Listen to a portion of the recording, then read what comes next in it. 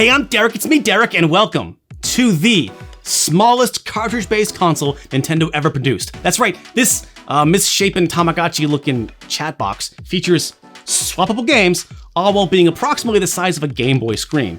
May I present to you the Pokemon Mini. I mean, what, were you expecting the Mario Mini? The Zelda Mini? Come on, get out of here. And of course, because this is a Pokemon console, that must mean it's like a dummy console for babies, right? No! Look at these carts! That's a choking hazard. Adults only. This adult console follows the proud tradition of crazy ideas being made possible only by the wild success of Pokemon. And it comes with games. I mean, multiple games, 10 in fact, most utilizing the surprising amount of built-in features packed inside this little love child of a Dreamcast, VMU, and a Game Boy. This is Punching Weight, where we celebrate the weird, ambitious, and unnecessary, and you thought the N-Gage had a small screen. Join me while I take you down a deep dive into the Pokemon Mini.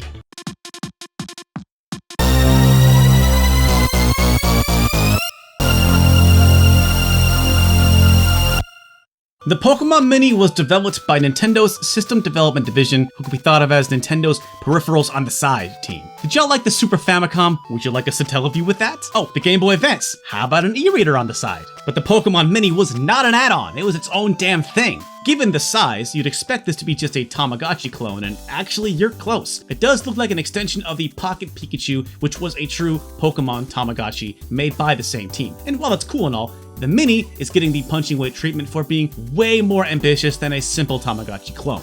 The Pokemon Mini was first shown off by Iwata at 2001's European Computer Trade Show. That's him, I swear. Look at that hair. It's the hair. You can't deny that hair. It came out in November of the same year, right around when the GameCube launched in North America. At this point, we were deep into the second gen of Pokemon, so the Mini got 3 cute color variations themed after different Gen 2 Pokemon: Chikorita, Smoochum, and Wooper, which is the one I have. This is a really random collection of Gen 2 Pokemon, but I think it's because of the anime spin-offs they had at the time. Plus, Chikorita might be the cutest. Cuteness aside, this thing is packed full of capital F features. Now, the first thing you'll notice, of course, the standard D-pad and the A-B buttons, but my favorite thing is the C bumper that's on the side here. It's like a stopwatch. But of course, we got a real-time clock, but the Mini's also got rumble and a shake motion detector. It's made possible by something called a reed switch, so it's nowhere near as sophisticated as something like accelerometer-powered devices like Tony Hawk Motion. Basically, the Pokemon Mini is just like, am I moving right now? No. But now you are. I would have been impressed if that was all, but the Mini also has an IR port, which means multiplayer, baby! And I'm gonna get to all that later, trust me. In terms of other features, this thing only takes a single AAA battery that's supposed to last forever, thanks in part to lack of backlight for the screen. Yeah, no backlight, but the screen is surprisingly vibrant and doesn't need much light. It was shockingly easy to film, certainly way better than GBA's at the time. But my favorite thing, I know I said favorite like 5 times, but my favorite thing has got to be the cartridge. Like, look at these tiny things. They're like a Switch cart, but thicker and with the internal guts and external plastic lip.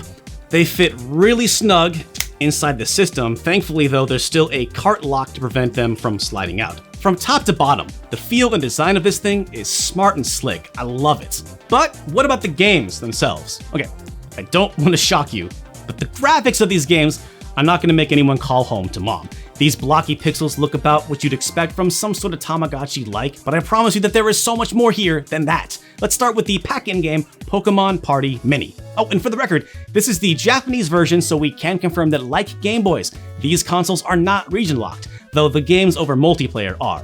Party Mini is a Wii Sports style proof of concept for the system, with 8 games that show off every dang feature the system had. Oh, including one I forgot to mention earlier, the sound. All right, I'm only gonna do this once. If you got headphones, maybe turn it down or take them off. Here we go.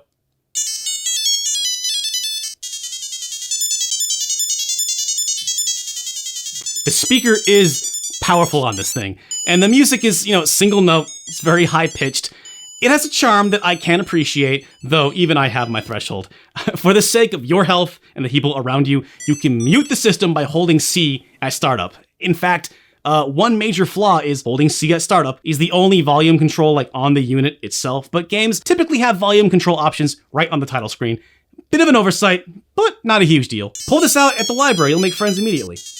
Pokemon Party Mini was made by Denyu and was the pack-in game. It is 8 simple mini-games showcasing these systems' features. Shaking the punch with Hitmonchan, keeping up with dancing Bellossums. To give you a sense of the fidelity of this thing, the timing on one game, Pikachu's Rocket Start, is ridiculous. I hit my button at 0.256 seconds and still lost in the second round. In Slowking Judge, you are a tennis umpire, and the animations can be incredibly swift. These aren't very deep games, but they will seriously test your reflexes. The thing that piqued my interest was Battlefield mode, which apparently supports 6 players through the IR port. Now, when I saw that, I was like, does that mean what I think it means?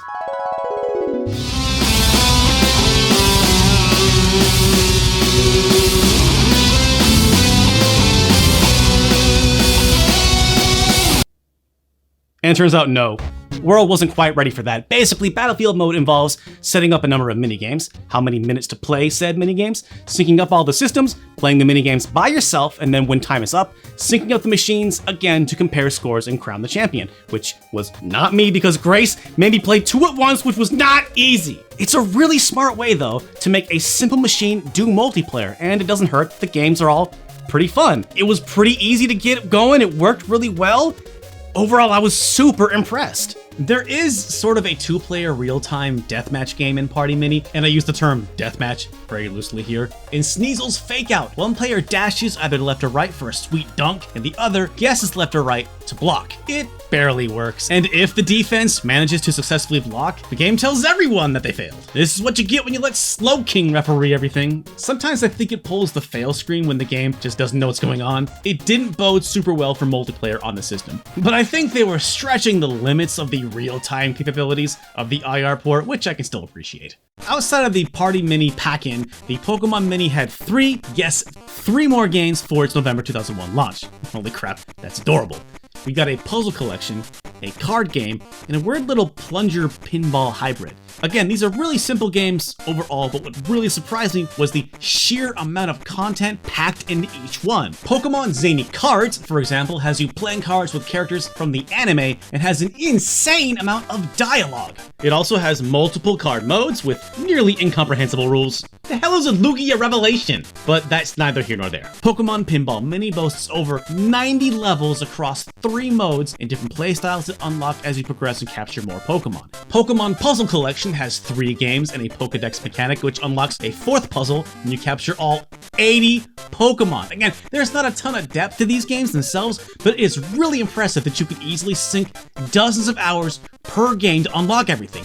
They made these games for replay. Now, I don't mean to be breaking hearts here, but the Pokemon Mini was a monumental flop in North America.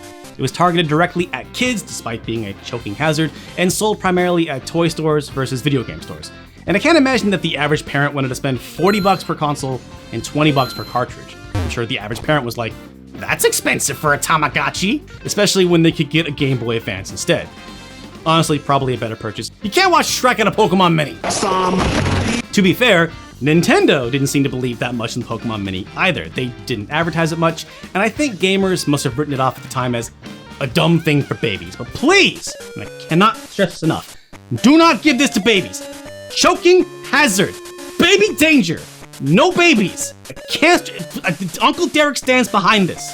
Unsubscribe if you want. I don't like choking hazards for babies, sorry. While the look and size of this reminds me of the Pocket Station or the Dreamcast VMU, the games, honestly, were much more in-depth and only got more robust as the system's lifespan continued, for a whopping 1 year. And in that time frame, there were only 10 games released, but there was quality control. I wouldn't say that there's a dud among them, and that's due to the fact that only 3 developers had hands on these games: Denyu, Nintendo, and Jupiter. Yeah, that Jupiter, makers of Picross, and our favorite anime game about ramen-eating emo teens. I actually learned about the Pokemon Mini when researching The World Ends With You for our touch-only DS video. And I might be biased here, but their games really stand out, especially among the Japanese exclusive ones. That's right, Japan was of course blessed with the most Mini love, but Nintendo launched the Mini for PAL in mid-2002 with one extra title us Yanks didn't get. This also happens to be the only first-party title, Pokemon Shock Tetris. Remember when Nintendo had that license? It's a neat Pokemon spin on Tetris. First of all, the pieces are very small, but it doesn't take long to settle in thanks to controls that are again surprisingly tight and nuanced. The biggest feature though, when you shake the system, it flips pieces horizontally. This is huge! You will never have the wrong S or L-shaped block ever again. They also have a 5-block mode for a little bit of extra challenge, but the real replay comes from filling out the Pokedex, and to do that you need to get a Tetris, aka clearing 4 lines at once. However, if you take too long, the Pokemon escapes. So it's easy to fill out your Pokedex at first, but I found a comment where someone claimed to have spent 20 hours grinding, just waiting for the last few to show up so that they could complete their Pokedex and finish the game. This is what we at Punch and Wait call a hero. Shock Tetris also has multiplayer modes, but you have the option to do real time. You can play right across from each other, and when you clear lines, you'll drop junk on your opponent, or you can do it anti-social style like battle mode in Party Mini and just sync up at the start and end of matches. And it's not like there's an option, it just adapts to how you and your friend are playing. If anything, playing distant is more brutal. When you have beaten your opponent, simply walk over and wave the system in front of theirs. Boom, dusted. Sadly, this was curtains for Pokemon Mini in the West. Not a bad set of games, but 5 more dropped in Japan, including follow-ups to Pokemon Puzzle Collection and Pokemon Party Mini, but with the Pichu Bros as mascots this time. Pichu Bros Mini has a different set of minigames, but what I really want to highlight here is a Cubone Bone Club fight. In this game, you must throw a bone club at your opponent by shaking your mini at the right time, and the other person has to catch it by shaking their mini at the right time. It's simple stuff, but the game blew me away because it's a real-time IR multiplayer game. It makes very quick IR checks between throws and catches, and it's almost seamless. I mean, it's called Bone Club Fight, but I feel like everyone's a winner here. Denusha, they did it. They cracked a real-time multiplayer through the IR on the Pokemon Mini. Hats off. Incredible. You love to see it. Oh. Japan got a trio of mini bangers from Jupiter. Pokemon Race Mini is a platforming race game. Yes! This is the kind of stuff I want to see on this thing. In Race Mini, you play as Pikachu racing against other Pokemon who all have different type advantages over you. Like Chikorita can move much faster in the tall grass, Wooper is a much better swimmer, but can they handle my superior intellect? Probably yes, because this game has a shocking amount of depth. Unfortunately, you can't directly race against friends via the IR port, but you can go against their ghosts. This game would have really been great with some real-time multiplayer, but I am confident that if it were actually possible, they would have done it, so I can't be too upset. I keep bringing it up. I swear I'm not upset, I swear. Next is Togepi's Adventure, and by the way, whoa, buddy, this game is a hot commodity on the eBay.com. Actually, I should mention that collecting for this system in general is pretty expensive. I threw down over $100 for my Mini and Mini Party, but luckily, these games are really easy to emulate. Yeah, anyway, this game's real cute. Togepi has been togenapped and needs help to get down from this tower of pain safely.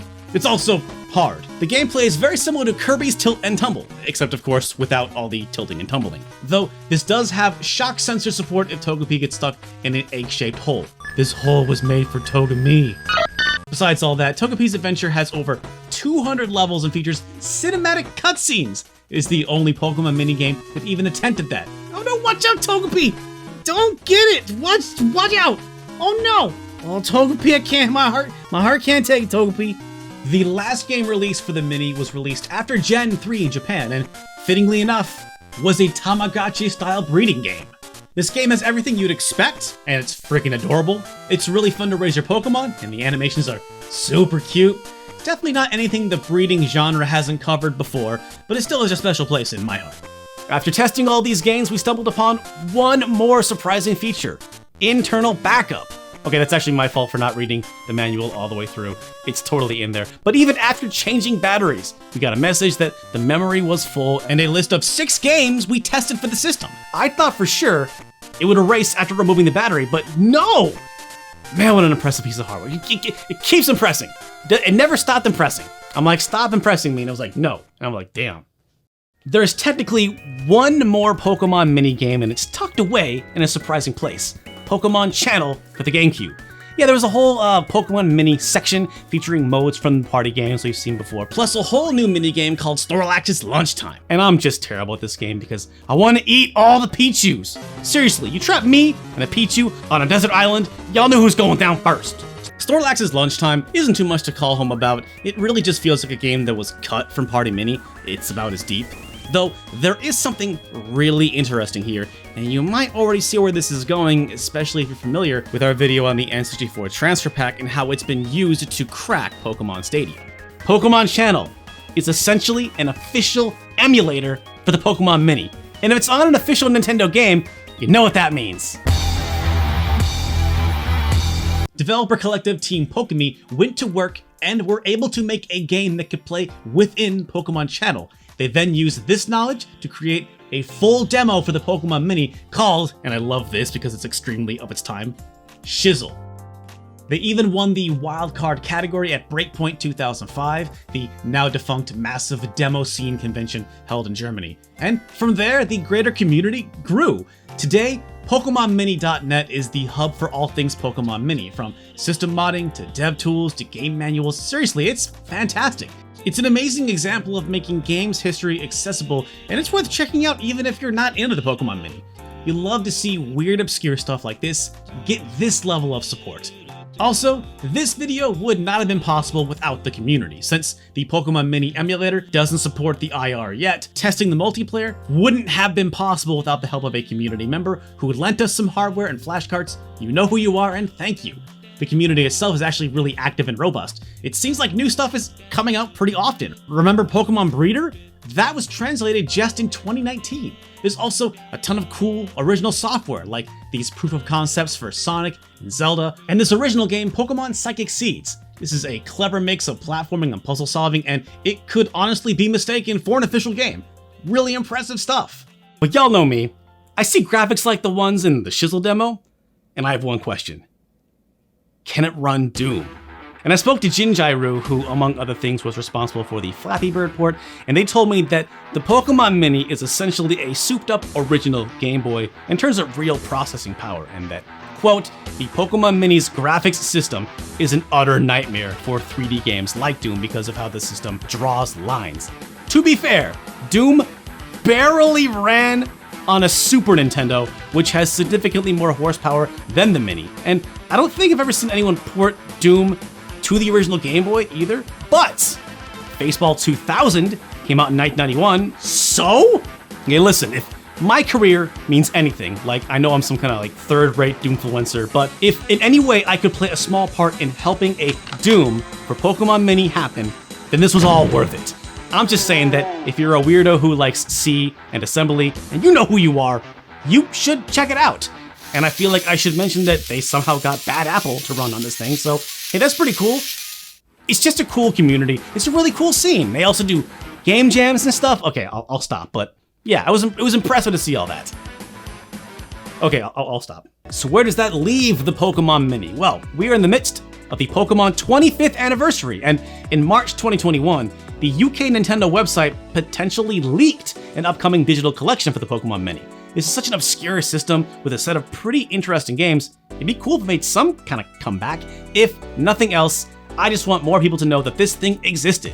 If it did make a comeback though, it'd probably be digital only, which that's fine. The world has enough choking hazards. But that's all for us. Thank you for watching this video, and look at this. We hit our Patreon goal and we have a Zeebo. We got one! Huge thanks to everybody who reached out, and a massive thanks to our Patreon supporters. They are the reason, they are the accessories to these incredible videos to get to make. I'm going in deep on the Zeebo. You know I gotta go in deep, so don't expect this video for a little bit. It's gonna take some time, but I'm gonna give you that real Uncle Derek Zeebo experience. And of course, thank you to every single one of these people who is partly responsible for stuff like this. If you wanna help support the show, just $1 gets you in access to our Patreon, access to our Discord, be there live for our podcast recording, get videos early, help vote on future coming projects. Man, it's great. Or if you can't do that, hey, we know times are weird right now. Just tell a friend, watch with a friend, let them know that Uncle Derek and Producer Grace and the hot dog gamer over there who wants to go for a walk is here. Stop Skeletons and Fighting. It's a Patreon supported show. Thank you, and we love all of you. Stay powerful, and we'll see you again real soon.